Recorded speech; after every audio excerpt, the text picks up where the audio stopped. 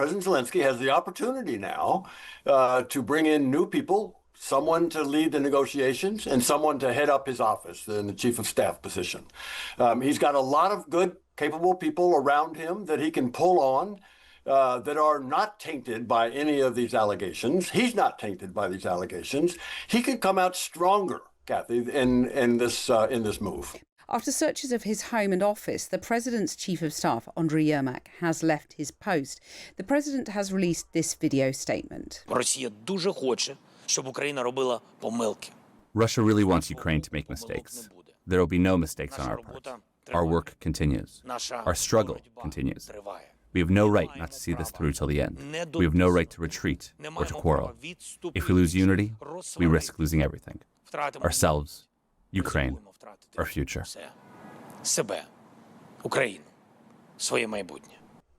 Well, that was the president releasing that statement, serious, sombre statement, really.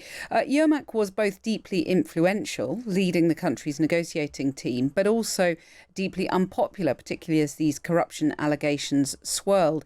Well, let's hear now from Lesia Vasilenko, who's a Ukrainian opposition MP, and William B. Taylor, former US ambassador to Ukraine. Good evening to you both. Good evening. Good evening. Lesia, what are your thoughts on how big a setback this is for Volodymyr Zelensky? I mean, clearly you're a member of the opposition, so but within those constraints, how bad is it for him? Right, I wouldn't be sure as to call this situation a setback. I mean, this shows that Volodymyr Zelensky, as the president of Ukraine, of the people of Ukraine, actually listens to his people. And there have been demands for a very long time for justice, for transparent investigations, and for a fight against the corruption. And Volodymyr Zelensky has favorited the will of the people and has made sure that there will be clear and transparent investigations into all corruption allegations. And this hence resulted in firing his chief of staff, who has been by his side since the very election of Volodymyr Zelensky in 2019. So this is a major step, actually showing that the president has full trust in his people and is very much interested in regaining the trust of the people. Well, there's two ways you could look at it, isn't there? On the one hand, you could say, well, the corruption allegations have reached very close to the president himself, and that's obviously going to be worrying to him and the people around him. On the other hand, you could say, you know, as you say, the fact that Yermak has left his post means that the president is taking corruption allegations seriously. Where do you think the people of Ukraine are in those two different interpretations? Well, at the moment, the people of Ukraine are demanding that it's not only a resignation of Andriy Yermak that is approved by the president of Ukraine, but that there is full investigation into all the allegations that have been submitted against the president's now former chief of staff and the team of the office of the president that has been surrounding Andriy Yermak. And this is an absolutely legitimate ask from the people of Ukraine. There is now being a request submitted also to the border guard of Ukraine to make sure they are vigilant and that neither former chief of staff nor anyone from his team are allowed to escape the country, thus escaping justice. And there's a demand for justice to be served. Do you think there will be a full investigation? Do you think that Zelensky will submit to that? Well, there should be a full investigation, and there's huge pressure being put on, as it was since the summer, with the anti-corruption bodies dismantling stories on the president, for a full investigation to be in place and instituted. And this is what is being done by various non-governmental organizations, by civil society movements, by the media, and also by opposition party like the one that I represent. Well, let's turn now to William B. Taylor, who's former US ambassador to Ukraine. Ambassador, what does this do to Ukraine's negotiating position? How much of a setback is this to the peace deal? So, Kathy, I'm not sure it is a setback. Andriy Yermak had a lot on his plate. He both led the negotiations, but he also was the chief of staff. That's a big job. So President Zelensky has the opportunity now to bring in new people, someone to lead the negotiations and someone to head up his office in the chief of staff position. He's got a lot of good, capable people around him that he can pull on that are not tainted by any of these allegations. He's not tainted by these allegations.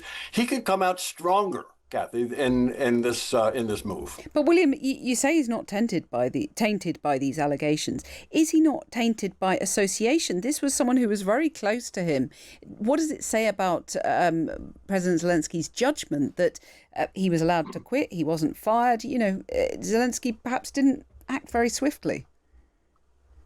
As soon as Yermak was investigated, as soon as the investigators went to his apartment right there in Bunkovich, right there in the offices, Zelensky acted and Yermak resigned. So I think he is able to go forward. He needs to go forward, both with the negotiations and with running the country. Again, I think he comes out ahead with this move. Lesia, what's your answer to that about what it says about President Zelensky's judgment? Well, again, I would agree with His Excellency that there needed to be an investigation conducted. There needed to be ground to have the searches conducted, to have the search warrants issued for the offices and for the apartments. Without just believing allegations and acting upon hearsay and allegations is not enough.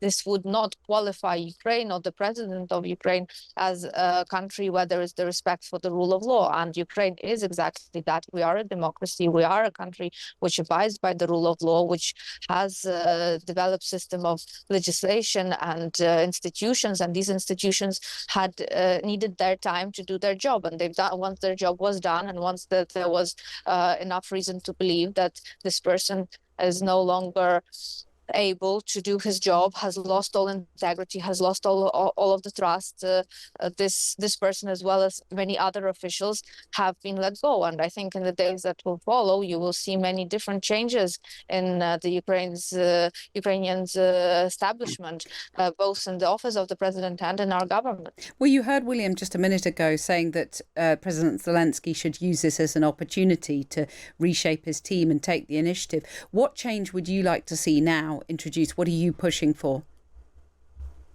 Well, we are definitely looking for a reshuffle, and we're looking for the positions that have been now freed from these corrupt elements to be filled up by new professionals, those professionals who have shown, who have the long track record of integrity. And of course, we are looking for our president's leadership and not losing the stability in the country. I mean, the most important thing is, as our president has said, is that we do not lose our unity and that we do not lose our focus on who the main enemy is. And the main enemy for Ukraine remains Russia as the aggressive state. William, on that, the main enemy, Russia, do you fear that Vladimir Putin will exploit this weakness in the Zelensky administration? Of course he will. Of course he will, Kathy. But as Lesia just described, the Ukrainian people need to be and are united. The opposition, the civil society are supporting the president in his fight against the Russians. Lesia shows exactly that in her comments. This is the opposition party. This is the strength of Ukraine. And so, yes, of course, Putin is going to try to take advantage of this, but the Ukrainians are showing that he won't. And just on the peace talks more generally, the Ukrainians are theoretically going to America this weekend. The Trump envoy, Steve Witkoff, is going to Moscow. Is there still momentum in that peace process, given what we heard Vladimir Putin say yesterday, which was pretty disparaging about the whole thing, William? It was, of course. President Putin doesn't want an end to this war. He doesn't want to stop this bombarding Ukraine. He wants it to drag on. He thinks he can outlast the Ukrainians and the Europeans and the Americans. And the Ukrainians and the Europeans, and I'm sure the Americans, will not let him do that. So I think there's still momentum. Yes, Witkoff is going to Moscow with a 19-point plan, a different plan than what Putin likes. Putin wrote the 28-point plan. He drafted that plan, and that was then circulated, leaked to you and to others. And that's the one Putin likes. It's very supportive of Russian positions. That's not on the table any longer. Isn't the new plan? Yeah, but the new plan is a non-starter for Putin. He made that clear yesterday. So he'll just block it, won't he? No, well, of course he'll try, but that's where pressure comes in, Kathy. That's where pressure comes in. The United States, President Trump has a lot of leverage over Putin, both on military side and on economic side. And if he uses that leverage, he can push Putin to agree to that 19 or something close to that 19-point plan. Right. So give us an example of the economic leverage you'd like to see Trump using in the next few days and weeks. Absolutely. I would like him to crack down on the shadow fleet that is exporting Russian oil. What needs to happen is the Russian treasury needs to be starved of revenue. And the way they get revenue is selling oil and gas. And so the sanctions that Trump put on 3 weeks ago now on Rosneft and Lukoil, the two biggest Russian oil companies, are already having an effect of squeezing down those revenues. He can squeeze down more by cracking down on the shadow fleet. That's one of the things he can do. Very interesting. Lesia, on that point and leverage that Donald Trump could levy, do you have any confidence that he will do that? Or do you think this whole peace plan, peace process is a bit of a farce in reality? It's not a farce. In fact, this process is lacking one thing, and that's the political will of all Ukraine's allies and the allies of democracy to act in unity and together in using all the measures that are readily available to stop aggressors of the likes of Russia. These measures are, first of all, Russia understands only force, and only force can stop it. So the combined power of all NATO member states, and even without the US, the combined power, military power of all European states is enough to overtake and push back on Russia. Just that there is no willpower to do so. Yeah, well, then there's the sanctions. There's the sanctions topic. Again, the sanctions are working. They're working brilliantly, but there are still loopholes, and Russia is actively using those loopholes. So there needs to be secondary sanctions in place, and there needs to be a more vigilant process of making sure that the existing sanctions are being abided by. There needs to be also a change as to which goods are deemed as dual-use goods, because with the new warfare technology like the drones, some goods which are usually used in civilian purposes only, they have now become dual-use goods, and this is how Russia is able to amass the weapons which they are using to kill Ukrainians with every night, every day on the front line in the air raids. And this is something that each country needs to revisit. Well, you're very clear. Sorry, go on. Finally, yeah. No, and finally, it's about having a collective willpower to use those Russian frozen assets, to put them to use, to arm Ukraine, to arm Europe, and to make sure that there is the capacity, the military capacity to push back on Russia. And this is what Russia is most scared of, that those frozen assets will be put to good use. Well, all the points you've made there, very clear. But when you look at the reality on the ground about European unity or lack of it, there were talks aimed at the UK joining the EU's defence fund. They've broken down. Viktor Orban was in Moscow today trying to secure Russian energy supplies. The Belgian Prime Minister has poured cold water on that idea that you just mentioned of using Russian frozen assets. I mean, Vladimir Putin must be sitting in the Kremlin laughing, mustn't he, Lesia? I agree with you completely, and he's been doing so for many years now, for 12 years since Russia's aggression first started in 2014, and then when it escalated in 2022, and basically letting Russia off the hook now with the so-called 28-point plan, as it was originally proposed, will only incite further wars. And Russia is testing the waters. They're looking at what they can get away with. And if they can get away with, then they will go in for more territories of Ukraine and other countries in Europe. And it will not only be just Russia, it will be also a green light to the likes of China and more military wars and conflicts, aggressive conflicts in other regions of the world as well. William, I mean, faced with that devastating analysis from Lesia, do you have any confidence that Europe can sock it to Vladimir Putin, that Donald Trump also will apply those sanctions that you've mentioned? Do you have any faith that the world is going to be able to stop Putin here? Of course. Yes, I have confidence. Yes, I have faith. The Europeans actually, Kathy, are stepping up. As you well know, the Brits and the French are talking about a force, a coalition of the willing that Yes, excludes talking the about Hungarians. it. Talking about it. Yeah, absolutely, and planning for it. The military planners are in progress. The NATO planners are working with this. The Americans have said they would stand behind. We've said we'd stand behind that coalition of the willing with air power. No, there's a lot, as well as 5% of GDP that is going to go into defense, some of which will go to Ukraine. It's all a little I bit too think they will. distant, isn't it? And Putin knows that. Putin is worried, Kathy. Putin is really worried. He's worried about the Tomahawks weapons that the Americans could provide. He's worried about those sanctions that we're talking about. He's worried about the revenues, the frozen assets. Putin is worried about all those things. This is why he's taking the offensive. Right. Well, I like your optimism a lot. Final thought from you, Lesia. And I hope this is going to be similarly optimistic, though I fear it might not be, I'm afraid. But do you believe that Ukraine will still be fighting at a similar scale in 6 months' time? Oh, Ukraine has to be fighting. The minute Ukraine stops fighting, there's no Ukraine, as the phrase goes. The minute Russia stops fighting, there will be no more war.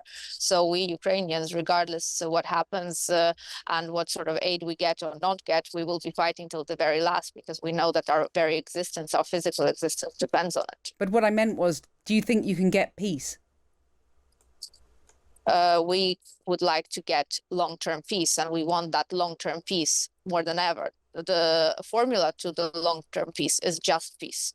So we want a fair peace, a peace which is with justice, with responsibility of Russia, because any other peace will lead to more wars. It will give Russia a break. It will give them a pause, an opportunity to rearm, to regroup, to send finally more troops into Ukraine when it will be at the most vulnerable, and when our partners will be at the most vulnerable, because they will be resuming relations as usual with Russia, the trade relations, the economic relations, the reinstitution of Russia into the G8, and so on and so forth, all that wish list that Russia has submitted.